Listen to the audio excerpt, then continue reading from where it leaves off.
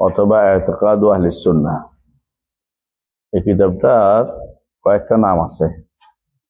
একটা হইলো এতেকাদ আহলিস সুন্নাহ, আরো একটা নাম বলে এতেকাদ আহলিল হাদিস। দুইটাই নামও বিখ্যাত। তো দুইটা নাম লেখা আছে তোরার মধ্যে, মানে ইয়ার মধ্যে, এই জন্য দুইটার মধ্যে উল্লেখ করা হয় আলেমরা। এটা আলেমরা এই কিতাব নিয়ে সন্দেহ কোনো করার নাই, কারণ হচ্ছে এটার মাকতুতাত আছে, বুঝে আসছে। আর এটা ইমামরা তাদের কিতাবে পুরোটা নিয়ে আসছে। ইমাম জাহাবি আনছে, ইমাম জাহাবি বারবার বিভিন্ন জায়গা থেকে আনছে। আর যোগে যোগে ইমামরা এর থেকে অনেক কিছু নিজেদের কিতাবে নকল করে নিয়ে আসছে, অল্প অল্প করে। এর দ্বারা বোঝা গেল যে এই কিতাব ইমাম আবু হাফেজ আবু বকর আহমদ ইবনে ইব্রাহিম আল ইসমাইলি, কোন শতাব্দীর তিনি? 277 থেকে 371, অর্থাৎ চতুর্থ শতাব্দীর। ইমাম আহমদ ইবনে হাম্বলের ছাত্রদের শতাব্দী, তার ছাত্রদের শতাব্দী। তার ছাত্ররা ইমাম আহমদ ইবনে হাম্বল 241 মারা গেছে, না? তো ছাত্ররা 277 থেকে, ছোট ছাত্র যারা আছে অথবা ছাত্রদের ছাত্ররা, ছাত্র, তো বড় ছাত্র অথবা ছোট ছাত্রদের মধ্যে অন্তর্ভুক্ত 371। এই সময়টা আহমদ ইবনে হাম্বলের রহমতুল্লাহ আকীদার প্রভাব সবার মধ্যে ছিল, বিশুদ্ধ আকীদার। আর তিনি একদিকে মুহাদ্দিস ছিলেন। তো মুহাদ্দিসরা এমনিতেই বিশুদ্ধ আকীদা ও মানহাজের লোক, সেই হিসাবে তারা এটা তাদের আকীদা হিসেবে বর্ণনা করে গেছেন। অনেকগুলো গ্রন্থ তিনি লিখেছেন, তার মধ্যে এটা একটা গুরুত্বপূর্ণ গ্রন্থ। তো আমরা এই গ্রন্থটা একটু বড়ই আছে মাশাআল্লাহ, আগের গ্রন্থগুলির চেয়ে অনেকগুলো। আমরা চেষ্টা করব বইটা পুরোটা পড়তে, আকীদাটা ধারণ করতে। বইটার মধ্যে দুইটা সাইড আছে, আকীদার আলোচনা আছে, শেষে মানহাজের আলোচনা আছে। প্রথমে আকীদার আলোচনা, পরে মানহাজের আলোচনা আছে। আমরা এগুলি পড়ার উদ্দেশ্য হচ্ছে আমরা বোঝানো যে যারা আকীদা বলতে, অনেক গোষ্ঠী আকীদা বলতে বিব্রত হয়, আকীদা শব্দ পছন্দ করে না, তাদেরকে বোঝানো যে এই শব্দটা আমরা ব্যবহার করি নাই। ইমাম নিজে এটা নাম দিছে এতেকাদু আহলিস সুন্নাহ, অথবা এতেকাদু আহলুল হাদিস, অথবা মাযহাবু আহলুল হাদিস। তো এই নামগুলো সালাফদের দেয়া নাম। সালাফের নিজেরা এগুলি ব্যবহার করেছেন। এতেকাদ, আকীদা, মুতাকাদ, এই শব্দগুলি সালাফি শব্দ। এগুলি কোরআন এবং সুন্নাহ থেকে বের করা হয়েছে। এগুলির মধ্যে কোনো অসুবিধা নাই, এই শব্দগুলি কোনো সমস্যা নেই। আমরা দেখেছি যে কোরআন কারিমে আকদা শব্দ আছে না? আছে। এবং রাসূল সাল্লাল্লাহু আলাইহি ওয়াসাল্লাম হাদিসে আসছে ইয়াতাকিদুন শব্দটা আসছে। আর এই সাহাবায়ে কেরামের এই আসার থেকে আসছে, আউয়ালু মা ইয়াতাকিদু, সাহাবায়ে কেরাম আসতে আসছে, ইবনে আব্বাসের আসারে আসছে। এবং অনুরূপভাবে ইমাম ওমর ইবনে আব্দুল আজিজ সরাসরি এতেকাদ শব্দ ব্যবহার করছেন, যে তারা প্রথম কি বিশ্বাস করবে। আমার ছাত্র মতো তিনি তার মুআদ্দিব আউলাদিহি, তার সন্তানদেরকে যারা পড়াতো তাদেরকে বলছেন তাদেরকে প্রথম জানাবে কোন জিনিস তারা বিশ্বাস করবে। আর আহলুস সুন্নাহ এই নামটি, এটাও খুবই প্রসিদ্ধ নাম। আমরা দেখেছি, আপনাদের কাছে বইটা আপনারা পড়েছেন, নাম ধরে আমরা একটু পড়েছি একটু করে। সেটা হচ্ছে আহলুস সুন্নাহ নামটি সাহাবায়ে কেরাম বলেছেন। আহলুস সুন্নাহ নামটি সাহাবায়ে কেরামের থেকে সহিহ সনদে বর্ণিত হয়েছে, বুঝে আসছে। এই জন্য আহলুস সুন্নাহ নামটি সবচেয়ে প্রাচীন নাম। যখন বেদাতীরা বের হয়েছে তখন তারা আহলুস সুন্নাহ শব্দ ব্যবহার করা আরম্ভ করেছে। এর জন্য যারা বলবে যে আমরা মুসলিম নামে যথেষ্ট মনে করি, তারা সঠিক কথাটি বলে না। হ্যাঁ, মুসলিম নাম যথেষ্ট, এই জন্য মুসলিম সাথে আহলুস সুন্নাহ।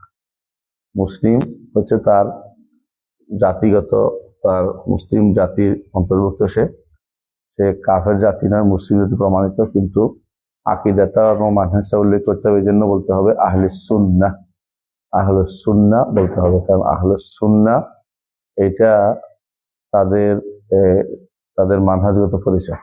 বুঝে আসে? তো আবার আমার দেশে অনেক সময় দেখা যায় আকীদা শব্দটি একেবারে দুর্ভাগ্যবশত ভালো মানুষদের অনেকের কাছেই গ্রহণ করতে শুনতে চায় না, মানে গুরুত্ব দেয় না এখন অনেকেই।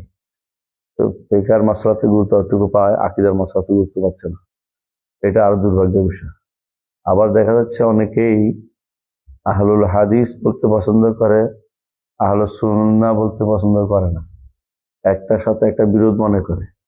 আসলে দুটার মধ্যে কোনো বিরোধ নাই, দুটা একই জিনিস। আহলুস সুন্নাহ আহলুল হাদিস একই অর্থ, কারণ আহল অর্থ হলো ওয়ালা, সুন্নাহওয়ালা, হাদিসওয়ালা।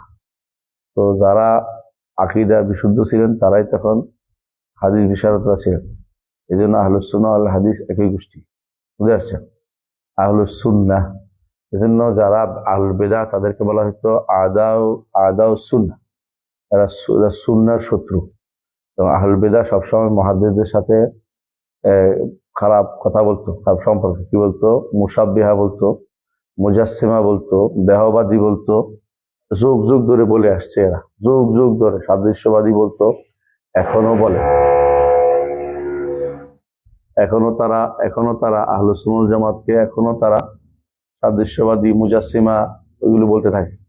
তো এইটা হচ্ছে বড় যুদ্ধ, আকীদার যুদ্ধ যে রাসূলুল্লাহ সাল্লাল্লাহু আলাইহি ওয়াসাল্লাম অস্ত্র দিয়ে করেছেন, আমরা জ্ঞান দিয়ে করি। সবচেয়ে বড় জিহাদ হচ্ছে আকীদা বিশুদ্ধ করা। রাসূলুল্লাহ সাল্লাল্লাহু আলাইহি ওয়াসাল্লাম সবার আগে আকীদা যুদ্ধ শুদ্ধ করেছেন। আকীদা বিশুদ্ধের জিহাদ চালিয়ে যেতে হবে সবার আগে। ছোট কিছুতে সুযোগ পাইলেই বসে যেতে হবে, মাদ্রাসা হোক, মসজিদ হোক, যেখানে হোক, আকীদার দাস দিতে হবে। ছোট একটা বই 10 পৃষ্ঠা পড়াইলো লাভ, তো 10 পৃষ্ঠা একদিনে পড়াই ফেলবেন, 12 পৃষ্ঠা একদিনে পড়াই ফেলবেন, এটা লাভ। কারণ এটা আমাদের সালাফদের আকীদা, এর বাইরে যাওয়ার সুযোগ নেই। আজ অনেকেই ইসলামের এই করবে, সেই করবে, এই করবে, সেই করবে, কিন্তু আকীদার কোনো খবর নেই। এটা দুর্ভাগ্যের বিষয়। অনেকে আছে বড় বড় আলেম হয়ে গেছে, আলেমের আলখেল্লা গায়ে দিয়ে ফেলেছে, কিন্তু আকীদার কোনো খবর নেই। অনেকে আছে বই লিখে ফেলে নিজের মন মতো করে, আকীদার কোনো খবর নেই। আমাকে একজন বলতেছে আমি বই লিখছি, আপনি দেখিয়ে দিবেন। আর আপনি কে? আমি ব্যাংকের কর্মকর্তা। আপনার বই লিখতে বসে কে? লাইল অর্থ লিখছে। লাইল অর্থ আপনি লিখবেন কেন? লাইল তার কেউ লেখে নেই। লাইল বিন বাজ লিখছে, ওসাইমিন লিখছে, তারপর লাইল অর্থ সালেহ ফাউজান লিখছে, আমিও একটা লিখলাম। না, আপনার আমি পড়তে পারবো না, সময় নেই। এগুলো হচ্ছে আপনাকে বিব্রত করা। আপনি যে কোনো সময় নিজে লেখার চেয়ে সালাফদের বই পড়ার চেষ্টা করেন বেশি। এরা অনেকেই নিজে লিখতে পছন্দ করে। অনেক সময় মনে করে আমি কি কম হয়ে গেল নাকি। অনেক সময় নিজের মাথার ভিতরে একটা বুদ্ধি আছে, আকীদা সম্পর্কিত জ্ঞান আছে, ভুলটা সাব্যস্ত করার জন্য বই লিখতে আরম্ভ করে। বুঝলেন কিনা? একজনকে নিষেধ করলাম লা ইলাহা ইল্লাল্লাহর অর্থ যেন আল্লাহ ছাড়া কারো সার্বভৌমত্ব না, এটা অস্বীকার, ভুল করছে, এটা করেন না। সে ডিকশনারি লিখতে আরম্ভ করছে, ডিকশনারি গুলি ভুল, আমি ডিকশনারি বানাবো একটা। কেন এখানে ইলা অর্থ কেন মাবুদ করা হয়েছে, ইলা অর্থ কেন সার্বভৌমত্ব করা হয় নাই, সে এখন ডিকশনারি লিখতে আরম্ভ করছে। বুঝছেন তো? হ্যাঁ, সে নাম জানেন তো? মুন্সি, তার নাম মুন্সি, জিয়াউর রহমান মুন্সি। ভুল করতে করতে মানুষ এত বেশি বেয়ারা হয়ে গেছে, মানে সীমা লঙ্ঘন করে ফেলছে, এরা ভুলটাকেই প্রাধান্য দিতে চেষ্টা করে। তাহলে আপনি সারাদিনও বুঝান, শুনবে না। সে মনে করে এই ভুলটা কেন লেখা হলে নতুন করে লিখতে হবে। একটা গোষ্ঠী আছে সব সময় নিজেদের কথা প্রাধান্য দেয়, যেটা সলফ সালিনের কথার আগে। আসলে তাদের সলফ নাই, আসলে তাদের বক্তব্যের কোনো সলফ নাই। যে কোনো বক্তব্য দিবেন, আকীদা হোক, মানহাজ হোক, ফিকহ হোক, আপনার সলফ লাগবে। ফিকহের ক্ষেত্রে সলফ লাগবে। আপনার আগে কেউ এই মশলা দিচ্ছে কিনা, আপনি নতুন করে এই মশলা দিচ্ছেন কিনা, তাহলে এটা সলফ লাগবে। কথা বুঝছেন? ফিকহের মশলার ক্ষেত্রে কেউ ফরজ 60টা বলছে হুজুর, কেউ 6টা বলছে, কেউ 7টা বলছে, কেউ 9টা, কেউ 11টা বলছে, কিন্তু কেউ ধরেন 10টা বলেনি। আমি বোঝার জন্য বলতেছি, আপনি 10টা বলতে পারবেন না। তা আপনি এটা নতুন মজাব তৈরি করতে পারবেন না, নতুন মত নীতি আনতে পারবেন না বানাই, কারণ আপনার আগে বহুত মানুষ চলে গেছে। তারপর আলবান রহমতুল্লাহ আলী এই জন্য বলতেন যে আমি যখনই কোনো কথা বলি, কিছু পাই, আমি খুঁজি যে এই কথা আগে কেউ বলছে কিনা, আমি প্রথম ওই কথা প্রবক্তা না হই। এটা হচ্ছে ইসলামের সৌন্দর্য। আপনি সলবদেরকে ইগনোর করে খালাফ হইয়া নিজে হঠাৎ করে কিছু একটা তৈরি করবেন, এটা অগ্রহণযোগ্য, বুঝছেন কিনা? সলবদের বই পড়লে আপনি অনেক কিছু পাবেন, যেটা আপনি আশ্চর্য হবেন যে ওনারা এগুলি কেন বলেছে, এটার দ্বারা উদ্দেশ্য কি। যখন আকীদার বিষয়ে তারা কথা বলেছে, সাথে সাথে যারা আকীদা বিরোধী আছে তাদের কিছু খাসলত আছে, তাদের কিছু বিশেষ বৈশিষ্ট্য সেগুলো উল্লেখ করে সেগুলিকে রদ করেছে, বেদাতিকে রদ করেছে। আকীদার বিষয়গুলো বইগুলো ধারাবাহিকভাবে পড়ে আসলে একটা একটা করে পড়ে ফেলে দেখবেন যে অনেক উপকার আছে। যেমন আমরা যদি কোনো সুযোগ পাই, ইমাম বুখারী রহমতুল্লাহ আলাইহির যে গ্রন্থটা যে খালক আফআইল ইবাদ, এটাও যদি আমরা পড়তে পারি, অসাধারণ জিনিস আপনি পাবেন, যেটা আপনি চিন্তা করতে পারেন নাই। যে এগুলি যত পড়বে ততই আপনার খারাপ আকীদা চাইতে বাধ্য চলে যাবে। আমাদের একটা বিশাল সমস্যা হচ্ছে আমরা আকীদার বইগুলি পড়ি না, মুখস্থ বিদ্যা, অর্থাৎ হয়তো একেবারে শেষে কোনো শেখ বলছে এটা পড়ার চেষ্টা করতেছি। আমরা সালাফদের বই থেকে বিমুখ গেছি। সালাফদের বইয়ের মধ্যে অনেক অনেক গুরুত্বপূর্ণ কথা আছে, তথ্য আছে। এই জন্য আগে সালাফদের বই পড়তে হবে। আমরা মৌলিকভাবে আকীদা জেনেছি আলহামদুলিল্লাহ, কিন্তু সালাফদের বই যত পড়বো আকীদাটা কি হবে, সমৃদ্ধ হবে, ঋদ্ধ হবে এবং শক্তিশালী হবে। আমরা সন্দেহ মুক্ত থাকতে পারবো যে আমাদের কথা আমরা এখন বলিনি, যুগে যুগে আরবরা বলেছেন, বুঝছেন? আমাদের ইমাম আবু বকর ইসমাইলি, বিখ্যাত মুহাদ্দিস আবু বকর ইসমাইলি, নাম হচ্ছে আবু বকর আহমদ ইবনে ইব্রাহিম আল ইসমাইলি, আবু বকর আহমদ ইবনে ইব্রাহিম আল ইসমাইলি। তো তিনি, আমরা যদি কোনো দেখি, 300 মারা গেছেন 371। 371 এর অর্থ হচ্ছে ইমাম তাহাবির পরের পরের গোষ্ঠী, তাহাবির পরের গোষ্ঠী। ইমাম তাহাবি 329-এ 321-এ মারা গেছেন না, 229 থেকে 321, বিশাল ছিলেন। তো এর 321-এর পরে আরো প্রায় অনেক বছর পরে আরেকটা প্রজন্মের পরে তার অবস্থান। এখানে দেখবেন ইমাম বুখারীর বক্তব্য এখানে আসছে, ইমাম তাহাবির বক্তব্য কিছু কিছু আসছে। মানে বোঝা গেল যে ওনাদের কাছে এই সমস্ত আকীদার কিতাবগুলো সবই জানা ছিল, তবে পেছানো কোনো কিছু আনে নাই। পেছানো বুঝেন কিনা? সবচেয়ে বেশি পেছাইছে কারা? আহলুল কালাম শাস্ত্রবিদেরা আকীদাকে পেছাই নতুন একটা বানাই দিচ্ছে।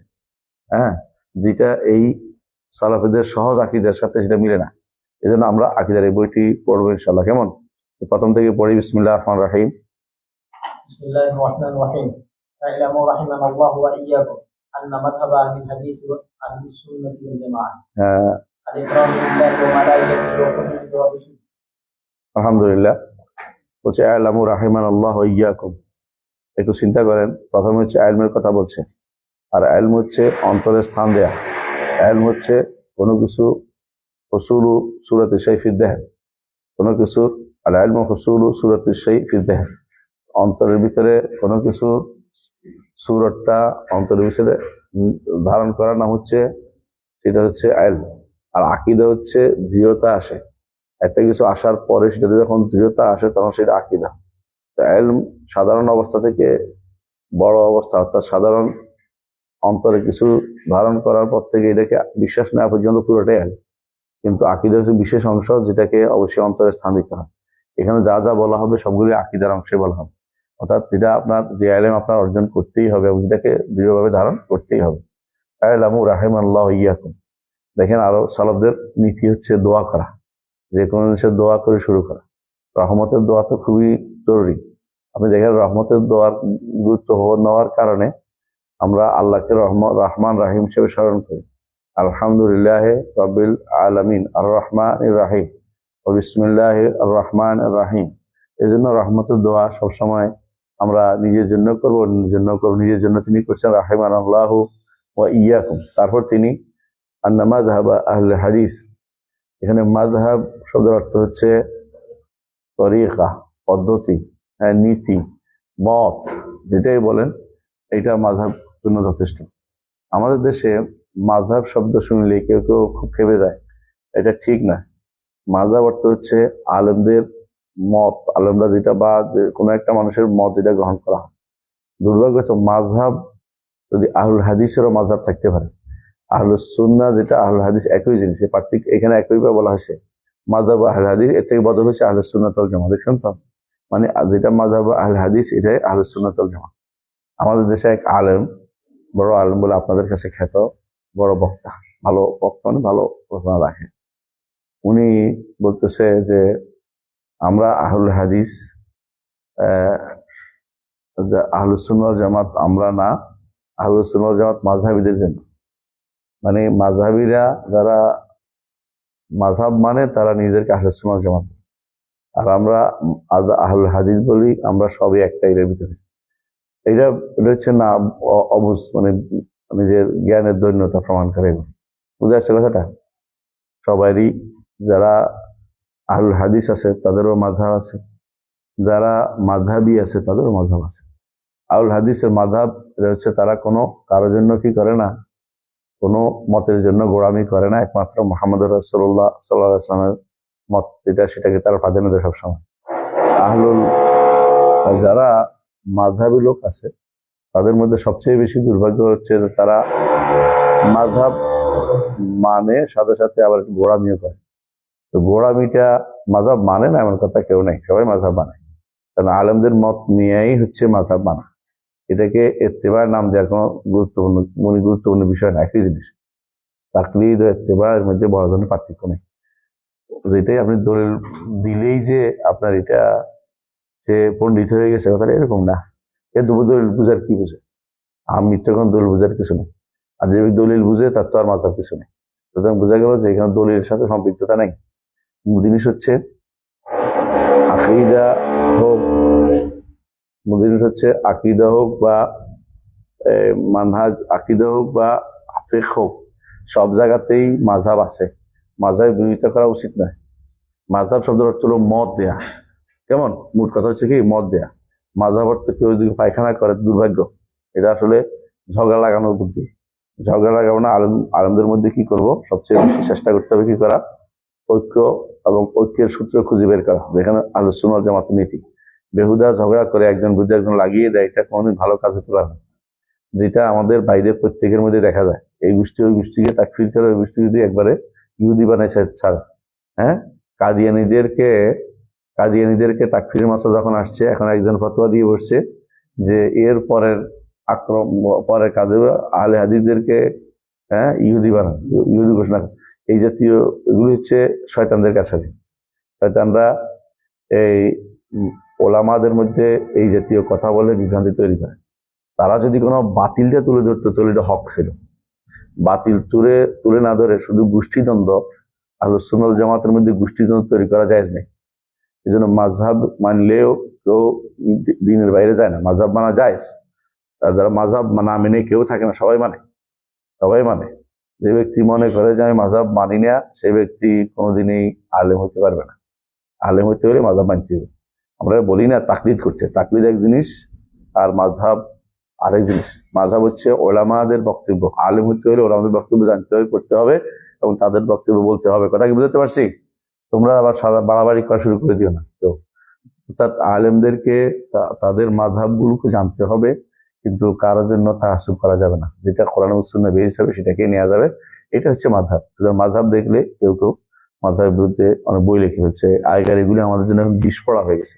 এই বইগুলো এগুলি দেখিয়ে দেখিয়ে বিভিন্ন জায়গাতে দাওয়াতের পথে বাধা সৃষ্টি করা হয়। অমুক এই কথা বলছে, অমুক এই কথা বলছে, তো ওইগুলি জবাব দিব না, আমরা দাওয়াতের কাজ করবো।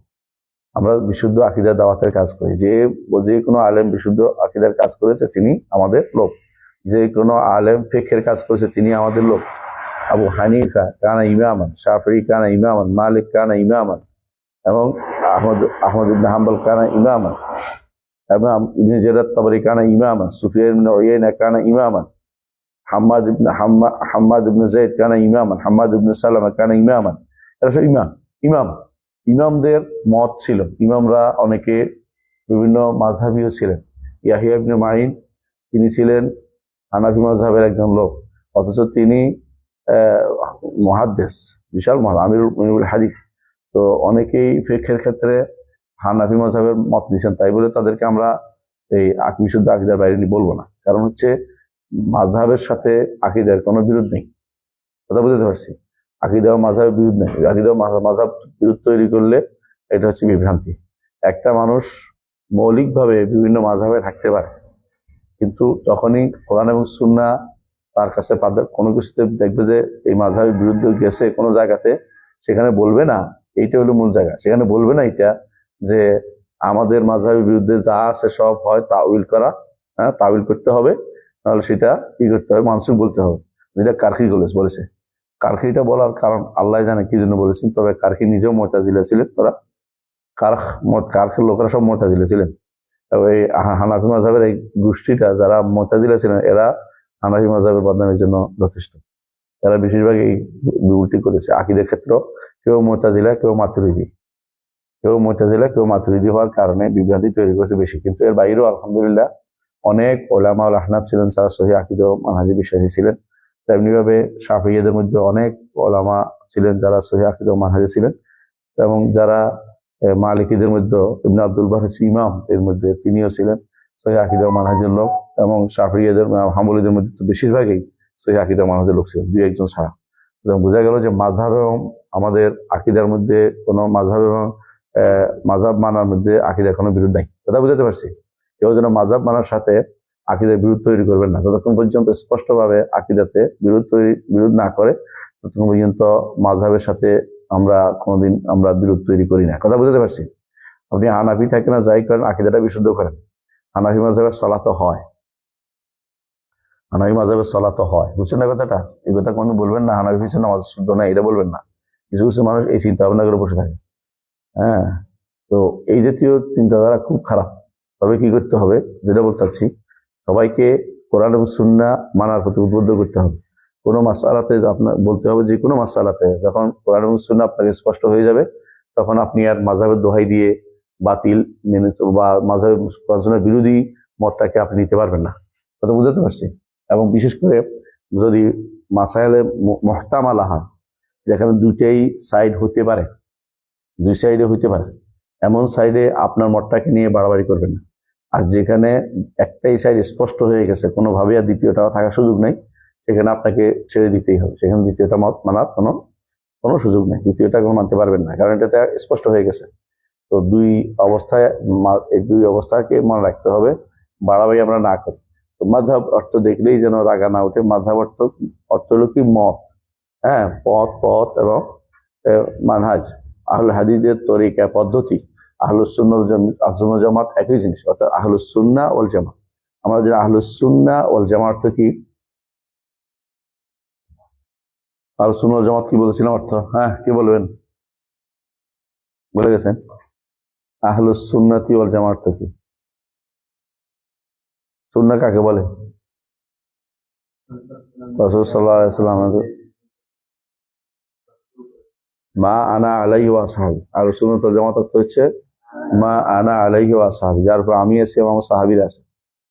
আহলুস সুন্নাহ অর্থ হলো আহলুর রাসূল, জামাত হলো সাহাবা। অর্থ হইছে আহলুস সুন্নাত ওয়াল জামাত আহলুর রাসূল ও আহলুস সাহাবা। এজন্য আমরা সালাফদের অনুসরণ করতে বলি, বুঝলেন তো কথাটা?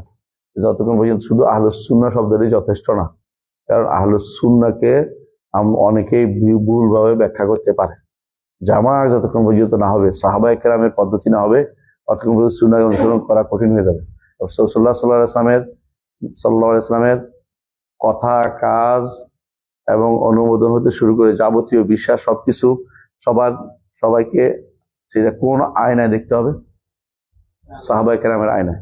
তিনি যে আয়নায় ছিলেন, যেরকম ছিলেন ঠিক সেরকম তারা দেখেছে কাকে? সাহাবায়ে কেরাম তাকে দেখেছে, রাসূলুল্লাহ সাল্লাল্লাহু আলাইহি ওয়াসাল্লামকে দেখে সাহাবায়ে কেরাম, এবং সেভাবে তারা আমল করেছে। এই জন্য আল্লাহ তাআলা বলছেন, ফাইন আমানু বিমিসলি মা আমানতুম বিহি ফাকাদ ইহতাদাউ, এদের মত হলে হেদায়েত পাবে। কথা বুঝতে পারছি? আপনাকে যে কোনো হাদিস যদি আপনি দেখেন যে কোনো সাহাবী এটা বর্ণনা করছেন, তার আমল করছেন এরকম, আপনি নতুন করে আরেক আমল তৈরি করেন না। কথা বুঝছেন? বুঝবেন যে এটা হচ্ছে এরকম। আকীদার ক্ষেত্রেও তাই, সাহাবায়ে কেরামের মধ্যে আকীদার ক্ষেত্রে কোনো বিরোধ ছিল না। কিছু মাসাইলের ক্ষেত্রে তারা কোনো জায়গাতে আপনি হয়তো মনে হয় বিরোধ তৈরি করছে, বিরোধ না, দুই তিনটা ওয়াজ বর্ণনা করা উদ্দেশ্য, এবং দুইটাই হতে পারে। দুইটাই হতে পারে বলা, এখানে এরকম নয় যে এটাই বলে তাওয়াক্কুফ বলে, মতভেদ বলা যাবে না, আকীদার ক্ষেত্রে কোনো মতভেদ নাই। তাহলে কি করেছে এরা? দুইটি মত দিয়েছে এবং দুইটা মত হইতে পারে বলে তারা কোথাও সিদ্ধান্ত দেয় নাই, পরবর্তীতে সেটা সিদ্ধান্ত দিছে, এরকম হতে পারে। অথবা কোনো সাহাবী এককভাবে সিদ্ধান্ত দেয়নি, আরেক সাহাবী সিদ্ধান্ত দিয়েছে, এটা হতে পারে। যেমন দোকানের মাসালার মধ্যে মনে আসতো, দুইটাই শুদ্ধ দোকানের মধ্যে, দুইটাই শুদ্ধ। দোকানের মাসলা কি? আব্দুল্লাহ ইবনে মাসউদের মত কি? আব্দুল্লাহ ইবনে মাসউদের মত হচ্ছে দোকান যে ধোঁয়া, পার্তাকে বিয়মাতে আতিসামা বিদোকান মুবিন, এর দ্বারা উদ্দেশ্য হচ্ছে মক্কাবাসীরা অভাবের তাড়নায় দুর্ভিক্ষের কারণে যেদিকে তাকায় সেদিকে অন্ধকার দেখতো। এটা কার মত? আব্দুল্লাহ মাসউদের মত। কিন্তু অন্যদের মত হচ্ছে পার্তাকে বিয়মাতে আতিসামা বিদোকান মুবিন, এর দ্বারা উদ্দেশ্য কিয়ামতের আগে দোকান হবে। এখানে একটা সূক্ষ্ম জিনিস আছে, খেয়াল করবেন। এখানে দোকানে বিরোধিতা করা আব্দুল্লাহ ইবনে মাসউদের উদ্দেশ্য না, বুঝে আসছে কথাটা? তেমনি ভাবে দোকানের তাফসীর ধোঁয়া, এটাও অন্য সাহাবের উদ্দেশ্য না। অন্য সাহাবী মানে ইয়ারা দেখা, মক্কাবাসীরা ধোঁয়া দেখা, এটাও অস্বীকার করার উদ্দেশ্য না। তো মতভেদটা হয়েছে আয়াতের তাফসীর এটা কিনা, মানে আয়াতের তাফসীর, এই আয়াতে দিয়া কিয়ামতের আগের দোকান বোঝানো হচ্ছে কিনা, আর এই আয়াতে দিয়া রাসূলুল্লাহ সাল্লাল্লাহু আলাইহি ওয়াসাল্লামের সময় কাফেরদের, মক্কাবাসীদের দুর্ভিক্ষ বোঝানো হয়েছে কিনা, কথা এটাই। কিন্তু কেউ কিন্তু দোকান নিয়ে মতভেদ করে না, কথা বুঝতে পারছে? ঠিক অনুরূপ ভাবে সাকের মাসালা, ইয়াউমা ইউকশাফু আন সাকিন ওয়া ইউদআউনা ইলা সুজুদ, এখানেও সাক দ্বারা কি, সাক দ্বারা পিন্ডলি বলা, সাক দ্বারা কি ইয়া উদ্দেশ্য কিনা, আল্লাহর পায়ের গোসা উদ্দেশ্য কিনা, বুঝে আসছে? এটা হলো মতভেদের। কিন্তু পায়ের গোসা যে আল্লাহর সিফাত, এটা নিয়ে মতভেদ না, মতভেদ এটা না। এই আয়াতটা এই সিফাতের সাথে সম্পৃক্ত কিনা, এটা হলো মতভেদের জায়গা। একদল বলছে সম্পৃক্ত, এক বলছে সম্পৃক্ত না, কিন্তু সম্পৃক্ত হওয়াটাই বেশি রাজে আমাদের কাছে। কিন্তু তাই বলে যে সাহাবী বলছেন যে এটার অর্থ, অন্য একটা অর্থ করেছেন, এর অর্থ এটা নয় যে তিনি সাক অস্বীকার করেছেন। আমাদের বেদাতি গোষ্ঠী, তাদের কাজে হচ্ছে একটু সামান্য ইয়া পাইলে, শব্দ এদিক সেদিক পাইলে, এই তো মতভেদ আছে। ওরা খুশি হয় মতভেদ তৈরি করতে, কেন? তারা মনে করে আকীদা মতভেদ বানিয়ে ফেললে যাচ্ছে তা বলতে পারে, যেভাবে ইচ্ছা অপব্যাখ্যা করতে পারে, এই জন্য তারা সেটা করে। কথা বুঝতে পারছি? সুতরাং মনে রাখবেন যে কোনো সময় যখন দেখবেন যে কোথাও এরকম সাহাবায়ে কেরামের মধ্যে কোনো দ্বিমত দুইটা মত দেখা গেছে, এটা মনে করে না আকীদার দ্বিমত। এটা হচ্ছে কোনো একটা তাফসীর নিয়ে, কোনো এক শব্দের তাফসীর নিয়ে দুইটা মত হয়েছে, কোনো একটা বক্তব্য নিয়ে দুইটা মত হচ্ছে, কিন্তু আকীদার মৌলিক যে স্ট্রাকচার, ওতে কারো কোনো মতভেদ ছিল না। এটাকে বুঝতে পারে নাই তথাকথিত বেদাতিরা বর্তমান সময়। তারা বলে যে এইটাই তো মতভেদ না, এটা মতভেদের জায়গা না। মতভেদ হচ্ছে মূল মাসালার সাথে সম্পৃক্ত কিনা, এটা নিয়ে হচ্ছে মতভেদটা। কিন্তু মূল যে মাসালাগুলো আল্লাহর সিফাতের সাথে সম্পৃক্ত কোনো কিছু নিয়ে তারা কোনো মতভেদ করে নাই। কথা বুঝছেন? এই জিনিসটাও তারা আবার নিয়ে আসে, কোথায়? ইমাম বুখারীর কাছে নিয়ে আসে। ইমাম বুখারী রাহমাতুল্লাহ আলাইহি, তারা বলে, আমরা বলছি না, তারা বলছে যে কুল্লু শাইইন হালিকুন ইল্লা ওয়াজহা। তারা কি বলে? সবকিছু ধ্বংস হবে ইল্লা মুলকা। আচ্ছা বলেন তো, আল্লাহর মুলক বলতে কি বোঝায়? আল্লাহর মুলক বলতে কি বোঝায়? সবকিছুই তো সবকিছু ধ্বংস হয়ে যাবে, সবকিছু থাকবে, ওই কথাটা হচ্ছে এই তাফসীর ইমাম বুখারী করছে না, এটা করে নাই। শব্দটা হচ্ছে, কারণ এই বুখারী এইটা আনছেন কার থেকে? ইমাম বুখারী এই বক্তব্যটা যার থেকে আনছেন, ওনার কিতাবে দেখে খুঁজে দেখছি আমরা, ওই কিতাবের মধ্যে আছে কুল্লু শাইইন হালিকুন ইল্লা হুয়া, ইল্লা ওয়াজহাহুকে তিনি ইল্লা হুয়া বলছেন। চেহারা বিরোধিতার উদ্দেশ্য না, তার সত্তা থাকবে। এখন যে পাগড়িওয়ালা বলে যে আল হাদিসরা বা সালাফিরা এই বলে যে আল্লাহর শুধুমাত্র চেহারা থাকবে, সব ধ্বংস হয়ে যাবে, আমরা বলছি না কোনোদিন। ও জানোয়ার মৃত্যু, আমাদের না মিথ্যাচার করছে, জানোয়ার সেটা। এই জানোয়ার মিথ্যা কথা বলছে আমাদের উপর দিয়ে। এই আমরা বলি ইল্লা হুয়া, এবং বুখারীর কথাটাই বলি। কিন্তু এরা কি করছে? ইল্লা হুয়াটাকে মুলক হয়ে গেছে। লেখার কারণ হইতে পারে, অথবা কোনো আরেকজন আবু যর হারাবির দ্বারা হইতে পারে, তিনি আশায়রী ছিলেন, মতবাদী ছিলেন, তিনি ইমাম বুখারীর বই লিখছেন, হাতের লেখা যার পান্ডিত দ্বারা হইতে পারে। কিন্তু মূল কথা উনি যার থেকে আনছেন, এই বক্তব্যের যার থেকে তিনি আনছেন, সেখানে আমরা দেখছি কি আছে, কি ইল্লা হুয়া, বুঝে আসছে? উনি বলছে অমুকে বলছে এটা বলে এটা আনছে, তো ওনার বক্তব্য ওখানে কি দেখতে হবে? ওনার বই থেকে, ওনার বই যা দেখি কি ইল্লা হুয়া, তো বোঝা গেল যে ওনার মূল বক্তব্য ইল্লা হুয়া, এটাও ইল্লা হুয়াই। এটা মূলকে বোঝার কোনো কারণ নাই, এটা আসলে ভুল ছিল, মানে এটা নাসাখের ভুল, অর্থাৎ যারা নষ্ট করেছে তাদের ভুল, এর বাইরে আর অতিরিক্ত কিছু হইতে পারে না, কারণ নইলে অর্থের দিক থেকে শুদ্ধ না। তো আপনি যে বলেন কুল্লু শাইইন হাল এখন ইল্লা মুলক, তুমি তার মুলক ঘোষণা হইলে আর কি দেখবে। হ্যাঁ, সুতরাং বোঝা গেল যে এইটা এখানে কি আছে, এদের বুড়া পড়ার ভুল। ইমাম বুখারী রহমতুল্লাহ আলাই চেহারা অস্বীকারী ব্যক্তি নন, কারণ তিনি অন্য জায়গায় চেহারা সাব্যস্ত করেছেন। এখানে তাবিলকারী ব্যক্তি নন, তিনি এখানে বোঝাচ্ছেন যে তার আল্লাহ তাআলা সত্তা থাকবেন, আর আল্লাহ তাআলার জন্য যা কিছু হবে সেটাও থাকবে, এটার উদ্দেশ্য। আর একখানে তারা বানাই বলছে যে আরেক জায়গাতে এরকম করছে যে ইমাম বুখারী এরকম নিজের ইচ্ছা করে বানায়, ওখান থেকে বুখারীতে নাই, কোনো বুখারী রাওয়ায়াতে আসে নাই, তারা কিছু এখানে তাবিল আছে। অথচ স্পষ্ট তিনি কিতাব তাওহীদের মধ্যে তিনি অনেক হাদিস নিয়ে আসছেন সিফাত সাব্যস্তের ব্যাপারে, সেগুলিকে তারা কোনো গুরুত্ব না দিয়ে ওই কোথায় খোঁজে, কোন নোক্তার মধ্যে, কোথাও ফোটার মধ্যে, কোথাও কোনার মধ্যে, কিনারার মধ্যে কোথাও কিছু পাওয়া যায় কিনা, এগুলো হচ্ছে আহলে বিদআতের কাজ। বেদাতীরা কি করে আমরা বলছিলাম মনে আছে, দুইটা নীতি। একটা হচ্ছে বেদাতীরা সবসময় মুতাশাবির পিছনে ঘুরে। আল্লাহ তাআলা কোরআনে কারিমে যেটা বলেছেন, কি বলেছেন কোরআনে কারিমে, যে ইবতিগার ফামালাযিনা ফি কুলুবিহিম যায়গুন ফায়াত্তাবিউনা মা তাশাবিহু ইবতিগাল ফিতনাতি ওয়া ইবতিগা তাউইলি ওয়া মা ইয়ালামু তাউইলু ইল্লাল্লাহ ওয়ার রাসিখুনা ইয়াকুলু আমান্না বিকুল্লি মিন ইনদি রাব্বিনা ওয়া মা ইয়াযাক্কারু ইল্লা উলুল আলবাব। তাহলে আরেকটা নীতি কি বুঝছেন তো, আরেকটা হচ্ছে তারা খোঁজে কোরআন ও হাদিসের মধ্যে বিরোধ,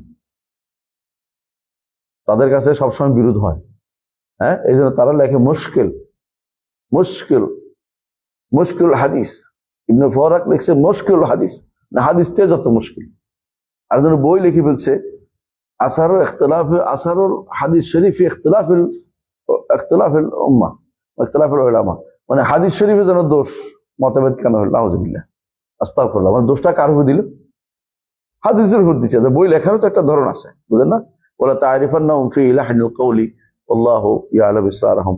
আল্লাহ তাআলা আপনাদের কথা দিয়ে বুঝে যাবে আপনি কোন দলের মানুষ, কি চাচ্ছেন আপনি কথা দিয়ে বুঝে যাবে, কথা বুঝেন? তখন আপনি বলবেন যে এই জাতীয় কথাগুলো উদ্দেশ্য হচ্ছে আপনার আকীদা ও মানহাজের বিশুদ্ধতা এখনো আসে নাই। আপনাকে অবশ্যই এটাই বিশ্বাস করতে হবে, সালফের আকীদা কি জানতে হবে আপনাকে, জানার পরে আপনি সেটা অনুসারে আমল করতে হবে। আপনি যদি মনে করেন যে কোনো মূল্যে সালফদের আকীদারে আমি তাওয়িল করে তাওয়িলকারী বানাই ছাড়িয়ে দেবো, তাহলে আপনি সারাদিন বসে বসে চেষ্টা করতে থাকেন, আপনি মানহাজ সহি মানহাজের উপর নাই, আপনার মনের ভিতরে কি আছে, জায়েগ আছে, কুলুবিহিম যায়গুন ফায়াত্তাবিউনা মা তাশাবিহু ইবতিগাল ফিতনাতি ওয়া ইবতিগা তাউইলি। এজন্য সালফে সালেহিন বিশেষ করে আপনারা এটা পড়েছেন হাদিসে, যে আয়েশা রাদিয়াল্লাহু আনহা বলছেন যে যখন তুমি দেখবে কিছু মানুষ মুতাশাবির পিছনে চলছে, তাদেরকে সাম্মাহুমুল্লাহ ফাকাত সাম্মাহুমুল্লাহ, আল্লাহ তাআলা তাদের কথাই উল্লেখ করেছেন এই আয়াতের মধ্যে, যে তাদের অন্তরে কি আছে, বক্রতা আছে। বুঝছেন? যে সালাফদের বই পড়বেন সহজে বুঝে আসবে, বক্রতা করে তৈরি করে বের করা যাবে না। বুঝছেন? এক গোষ্ঠী কি করছে, বলে যে আমরা যখন বলি ওয়াল কাইফু গায়রু মাকুম, তাই না বলি না? হ্যাঁ, আল ইস্তিওয়া মালুম। তো ইস্তিওয়া মালুম মানে আলিফ সিন তা ও আলিফ হামজা, এটা মালুম মানে এটা মালুম মানে অর্থ না, আলিফ সিন তা ও আলিফ হামজা এটা বুঝাইছে ইস্তিওয়া। সব এটা কি পাগলের প্রলাপ নাকি? এটাকে ইয়া পড়াইতে ওই প্রথম শ্রেণীতে নার্সারিতে আলিফ সিন তা ও আলিফ বাচ্চা পড়াইতেছে, এই জন্য বলছে আলিফ সিনছে, আলিফ সিনছে, সিনছে তা এটা বুঝছে, পাগলের প্রলাপ আর কিছুই না। তো এরপর ওয়াল কাইফু মাজহুলুন, যখন আমরা বলি তখন বলছে কাইফ, অর্থাৎ কাইফের ধারণাই আসতে পারবে না, কাইফ নাই। হ্যাঁ, যে জিনিসের কাইফ নেই সেই জিনিস অস্তিত্ব নেই, কথা বুঝছি কিনা? ধরন যদি বলে নাই, অস্তিত্ব নেই, ধরন নাই, বুঝ নাই, বুঝে আমি এমন একটা ডিম পাইছি যে ডিমটা সাদা না, কালো না, লাল না, ডিমই পাও না তুমি, মিশা কথা বলছে এটা।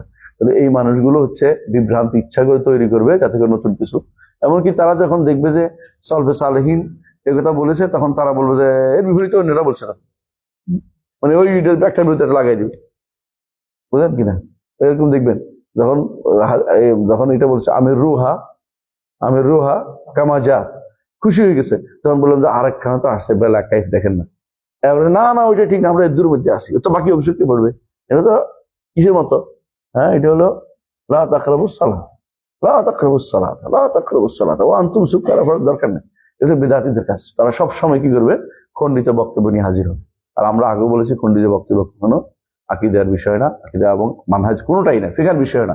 ইবনে তাইমিয়া রাহমাতুল্লাহ স্পষ্ট বলতেন যে খণ্ডিত বক্তব্য অনেক সময় তিনি বলতেন যে কালাম মুজমাল, বুঝলেন তো, কালাম মুজমালের কারণে অনেক আকীদা নষ্ট হয়েছে এই পর্যন্ত, বেশিরভাগ কালাম মুজমালের কারণে আকীদা নষ্ট হয়। কালাম মুজমাল যদি স্বীকার করেন এক বিপদ, অস্বীকার করলে আরেক বিপদ।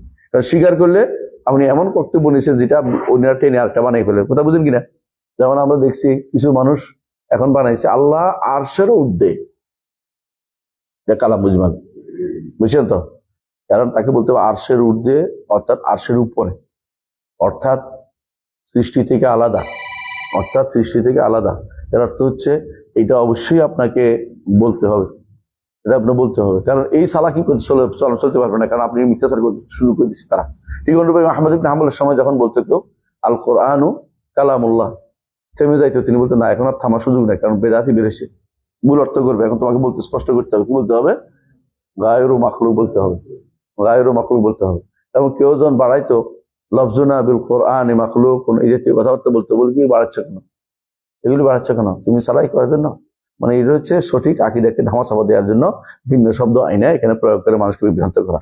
সো আকিদা একেবারে স্পষ্ট, এখানে কোনো বিভ্রান্তি করার কোনো সুযোগ নেই, কোনো জায়গাতে কোনো অস্পষ্টতা নেই। আলহামদুলিল্লাহ, আল্লাহ আমাদেরকে তার সম্পর্কে, রাসূল সম্পর্কে, ফেরেশতা সম্পর্কে, আখিরাত সম্পর্কে, কিতাব সম্পর্কে এবং তাকদীর সম্পর্কে কোথাও কোনো ইয়া রাখেন, মানে অস্পষ্টতা রাখেন নাই। মা জাআলা আলাইকুম ফিদ্দীনি মিন হারাজ। সুতরাং এই ব্যাপারে তারা যে সমস্ত ধামাচাপাই দিতে চায়, ধামাচাপাই দিয়ে দেওয়ার সুযোগ নেই। আমরা এই জন্য আগে এই কথা বলতেছিলাম যে নামাযাব আহলে হাদিস, আহলুল হাদিসের মত হচ্ছে এটা, আহলুস সুন্নাত ওয়াল জামা। যারা আহলুল হাদিস কারা? আহলুস সুন্নাতি ওয়াল জামা। সুতরাং এখন থেকে আর দুইটার মধ্যে পার্থক্য করবো না। বুঝে আসছে কথাটা? এরাকে মাযহাবী হইলে এরা আহলুস সুন্নাহ, আর আমরা হইলাম আহলুল হাদিস। আহলুল হাদিস সবাই এবং আহলুস সুন্নাহ ওয়াল জামা সবাই, এরাও আহলুস সুন্নাহ জামাত, এরাও আহলুস সুন্নাহ ওয়াল জামাত। কথা বুঝছেন?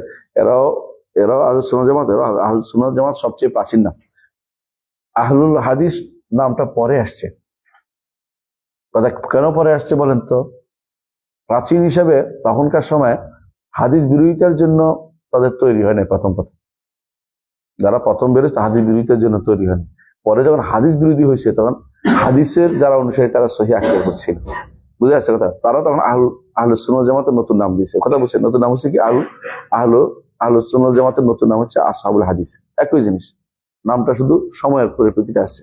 যেমন সালাফি নামটা আরো পরে আসছে, সালাফি সালেহীন নামটা আরো পরে আসছে, আহলুল আসার আরো পরে আসছে, আসারি নামটা। এগুলি সবগুলি একই জিনিস, কোনো পার্থক্য নাই, কোনো পার্থক্য নেই। যেটাই বলেন একই কথাই বোঝাবে। তো এখানে এটাই একটার বদলে একটা আসছে। নামাযাব আহলে হাদিস আহলুস সুন্নাতি ওয়াল জামাআহ, যে কি সেটা মাযহাবটা কি, একটা উপর। প্রথম বলা হয়েছে আল ইকরারু বিল্লাহি ওয়া মালাইকাতিহি ওয়া কুতুবিহি ওয়া রাসূলিহি। কয়টা হলো? আল ইকরারু বিল্লাহি ওয়া মালাইকাতিহি ওয়া কুতুবিহি ওয়া রাসূলিহি। তো এখানে ইকরার চারটা একসাথে আছে। ইমানের অর্থ তিনি ইকরার দিয়ে করছেন, খেয়াল করছেন? এটা হচ্ছে আসল শুদ্ধ, সবচেয়ে বেশি শুদ্ধ। আমরা ইমান অর্থ কি মনে করি? বিশ্বাস মনে করি অনেকে, কিন্তু ইমান অর্থ আসলে কি? ইকরার। ইমান অর্থ কি? ইকরার, স্বীকার করে নেয়া। আমরা এটা আগেও বলেছি, ইমান শব্দের মূল অর্থ হচ্ছে স্বীকার করে নেয়া। এবং কারণটা বলেছি, ইমান শব্দ যখন শুধু শুধু ব্যবহৃত হয় তখন অর্থ হয় কি? নিরাপত্তা। আর যখন বা দিয়ে ব্যবহৃত হয় তখন হয় স্বীকৃতি দেয়া।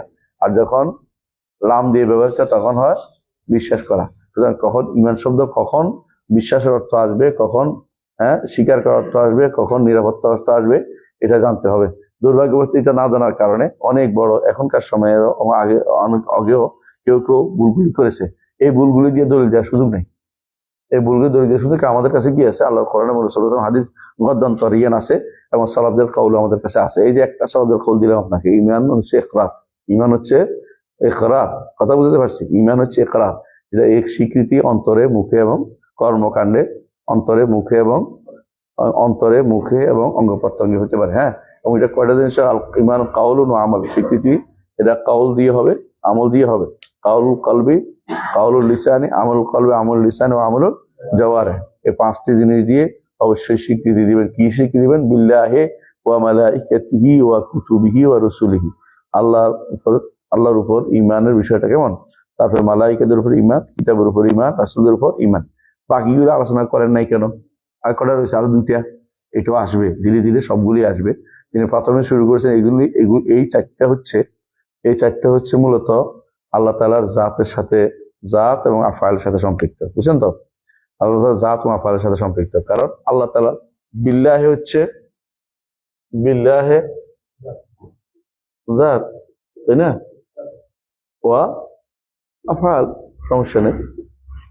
আচ্ছা, তারপরে হলো কি মালাইকা, মালাইকা কি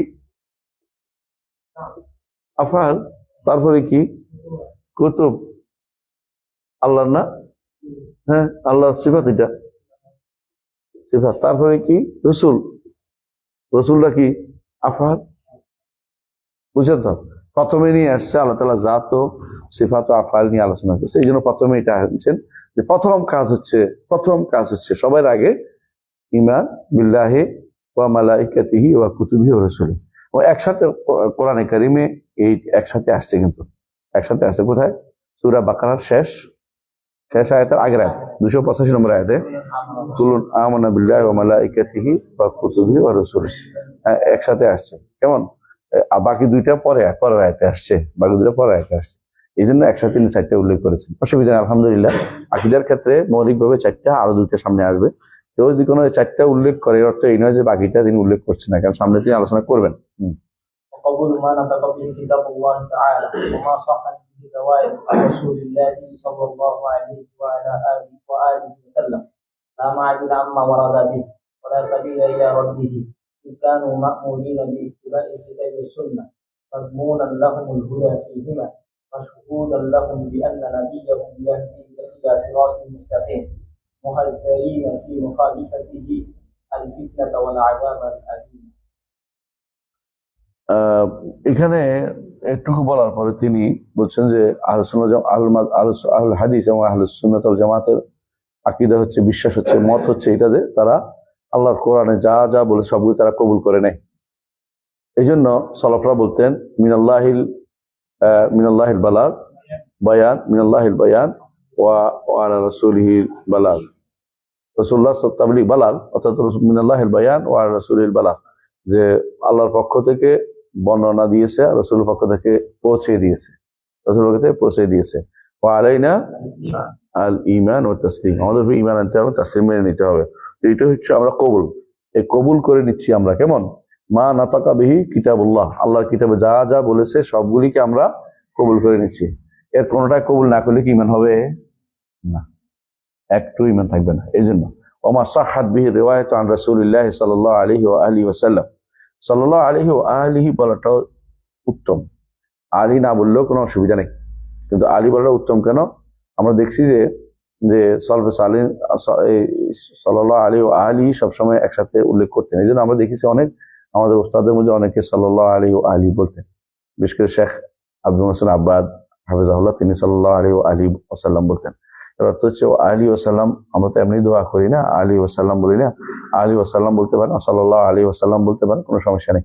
আলী বললে লাভ হচ্ছে এটা যে এটা ঘুরে ফিরে আপনার কাছেও আসবে। আর প্রত্যেকটি ইমানদার মুত্তাকি পুরুষ তিনি আল্লাহ রাসূলুল্লাহ সাল্লাল্লাহু আলাইহি ওয়াসাল্লাম আল, এটা কোনো শুধু পরিবারকে বোঝানো হয় না, যারাই অনুসারী যারা ইমানদার, তারা অনুসারী তাদের উপর ব্যাপকভাবে যাবে। আর যারা তার পরিবারের মধ্যে কেউ যদি কোনো কাফের হয় তার কাছে যাবে না, বুঝছেন তো? ইমানদারদের শুধুমাত্র শামিল করে। আর এই দোয়াটা রাসূলুল্লাহ সাল্লাল্লাহু আলাইহি ওয়াসাল্লামের উদ্দেশ্য ছিল তিনি তার আলকে, পরিবারকে দেখার জন্য আমাদেরকে ওসিয়ত করে গেছেন। এই জন্য আমরা বলি ওমা সাহাত বিহি আর রিওয়ায়াত আন রাসূলিল্লাহ সাল্লাল্লাহু আলাইহি ওয়াসাল্লাম, অনুভাবে যা যা কবুলু মা সাহাত, যা যা সহি হিসেবে আসছে রাসূলুল্লাহ সাল্লাল্লাহু আলাইহি ওয়াসাল্লাম থেকে, সেটাকেই আমরা কবুল করে নেই, এখানে কোনো বলা হয় নাই যে মুতাওয়াতির হইতে হবে, আহাদ হইতে পারবে না, অথবা বলা হয় নাই যে বর্ণনাকারী বিরুদ্ধে মত দেখতে পারবে না, অথবা বিবেক বিরোধী হইতে পারবে না, অথবা ফকি কিনা দেখার দরকার আছে কিনা দেখতে হবে। এই জাতীয় সবগুলি বিভ্রান্তি, এগুলো কোরআন সুন্নাহ কোনোদিন আসে নাই, এগুলি মানুষের সলবে সালিন বলে নাই। এগুলি কারা তৈরি করছে? মুতাজিলারা এবং তাদের অনুসারী এগুলো তৈরি করে করে মানুষের মধ্যে ছেড়ে দিয়েছে। কথা বুঝাতে পারছে? এই জাতীয় কোনো কিছু হবে না। হাদিসের মূল ইখতিয়ারের জায়গা হচ্ছে সহি কিনা। সহি হইলে ফাকাত তাজাওয়াজাল কান্তারা, বুঝছেন তো? সহি হইলে কান্তারা পার, সহি হইলে কান্তারা পার হয়েছে। কান্তারা বুঝছেন তো? হ্যাঁ, শেষ জায়গা, যেখানে আটকানো জায়গা, হ্যাঁ একেবারে শেষ জায়গা আটকে পার হয়ে গেছে, এখন আর সমস্যা নেই। হাদিস সহি হইলে, এই জন্য ইমামরা কি বলতেন, যা সহাল হাদিসু ফাহুয়া মাযহাবি, তারা কোনদিন বলেন নাই যে মুতাওয়াতির লাগবে, আহাদ লাগবে। মুতাওয়াতির আহাদ হচ্ছে জাস্ট হাদিসের এইটার বর্ণনাকারী সংখ্যা বলা, এটা ফুনুন, এটা ফান মিনাল ফুনুন। এর অর্থ এটা দিয়ে আমাকে গ্রহণ করার বিষয়টা সাব্যস্ত করতে হবে, এই কথাটা শুদ্ধ না। কথা বুঝতে পারছি? একটা আহাদ হাদিসও আমাদের জন্য অনেক বেশি মূল্যবান এবং নিতে হবে আমাদেরকে, ছাড়া যাবে না, এটা আমাদের বিশ্বাস করি। কারণ যেমন প্রথম হাদিস ইন্নামাল আমালু বিন্নিয়াত, এটা কি আহাদ, কোন সন্দেহের একটা আহাদ হাদিস। এটা যদি আপনি বাদ দেন, আপনি হাদিস শরীয়তের কোন জায়গায় আমল করতে পারবেন? বিপদে পড়বেন আপনি। কোনোভাবেই এই আহাদ এবং আহাদের এবং মোতাওয়াতের ভাগটা, এটা ফান, এটা একটা ফান হিসেবে উল্লেখ করা হয়েছে। এটাকে নিয়ে এসে গ্রহণ করার ক্ষেত্রে কোনো তারতম্য করা যাবে না। এটাই হচ্ছে মূল কথা। মা সাহহাত বিহি রিওয়ায়াত আন রাসূলুল্লাহ সাল্লাল্লাহু আলাইহি ওয়াসাল্লাম, মূল হচ্ছে সহিহ কিনা। হ্যাঁ, হাদিস সহিহ হওয়ার জন্য কয়টা শর্ত? 5টা।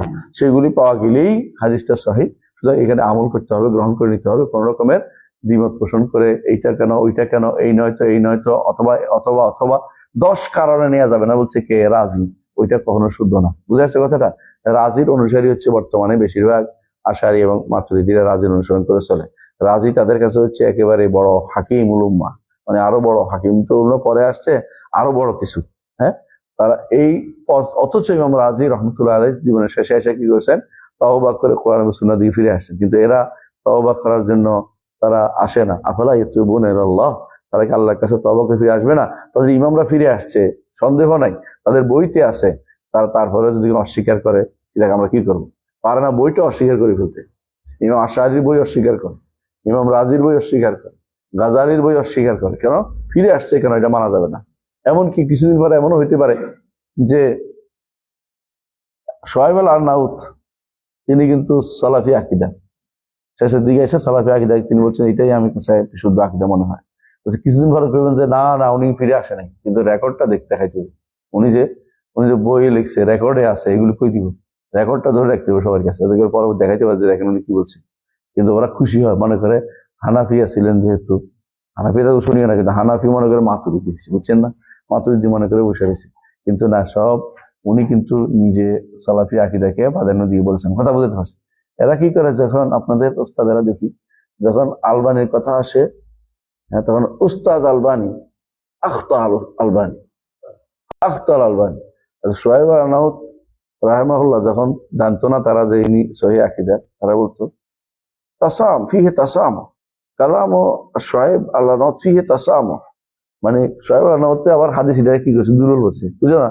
এখন শুআয়ব আল-আরনাউতের জায়গাতে আখতা বলে না, তাসাম হয়েছে, মানে ফাইজলামি করার জায়গা পায় না। বুঝতে কথা? এটা এক ধরনের মানে তাফরিক বাইনের মুতামাসিলাইন, দুইজনে একই কথা বলছে, একজনের ভুল করছে, একজনের তাসামু হয়েছে। কারণ এটা আমার দলের যে মনে করে বসে রয়েছে, উনি তো ওনার দলের না বললে আখতা বলতো, বুঝছ তো? একজনের গড়ি মিকার বানাইছে, একজনের কি মিকার বানায় আল্লাহ জানে। আউযুবিল্লাহ। এই হচ্ছে, এগুলি হচ্ছে বিভ্রান্তির অতল তলে। মানুষের মধ্যে যখন মানহাজগত পরিশুদ্ধি না থাকে, তখন মানুষ এরকম ব্যবহার করে। আলমদের একজনের কি করে, হ্যাঁ, একই হাদিসের হুকুম দুইজনে লাগাইছে। এটা কোনটা হাদিস দিকে তো মনে আসতো? ফজর নামাজের সময়, ফজর নামাজের পরে 3 বার ওই শেষ 3 আয়াত হাসুর শেষ 3 আয়াত পর, এটা হাদিসটা দুর্বল। এখন তারা যে কোনো সহি বানাবে, কারণ তাদের দেশে হয়তো আমল আছে, কত হুজুরের পড়া কেউ দেখছে।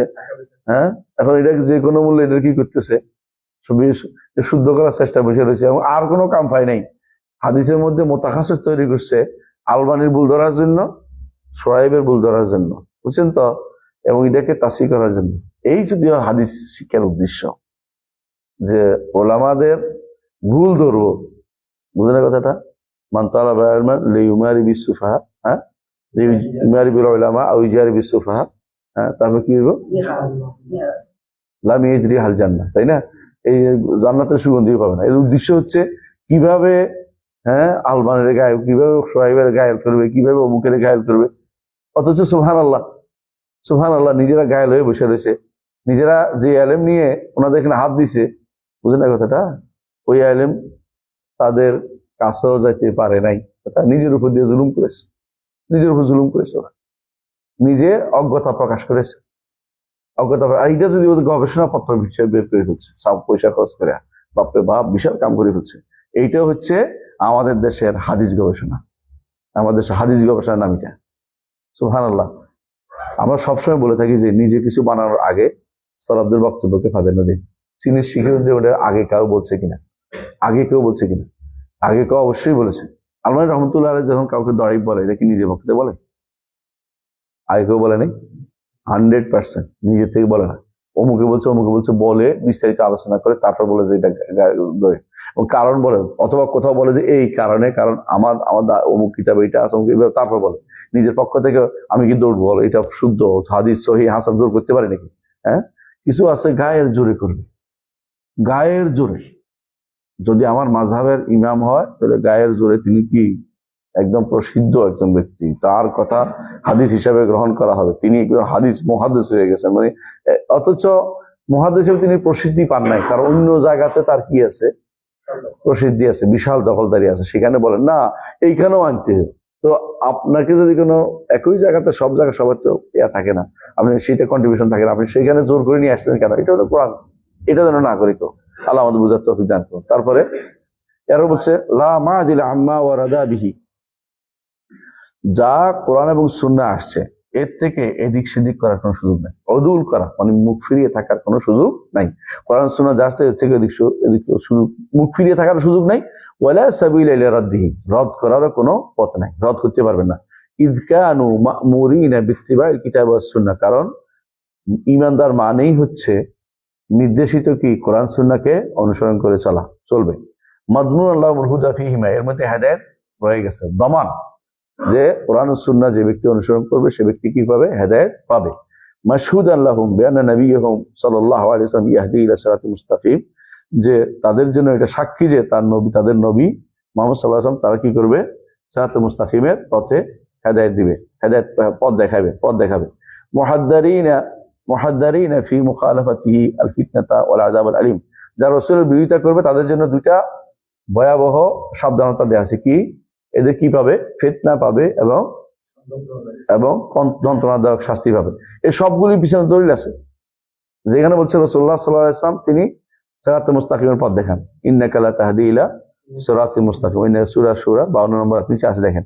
আবার সূরা নূরের 63 নম্বর আয়াতে আসছে যেটা বলা হয়েছে যে মুহাদ্দারিনা ফি মুখালাফাতিল ফিতনাতা ওয়াল আযাব আল আলিম, বলা হয়েছে সূরা নূরের 63 নম্বর আয়াতে বলা হয়েছে ফালইয়াহযারিল্লাযীনা ইউখালিফুনা আন আমরিহি আন তুসিবাহুম ফিতনাতুন আও ইউসিবাহুম আযাবুন আলিম।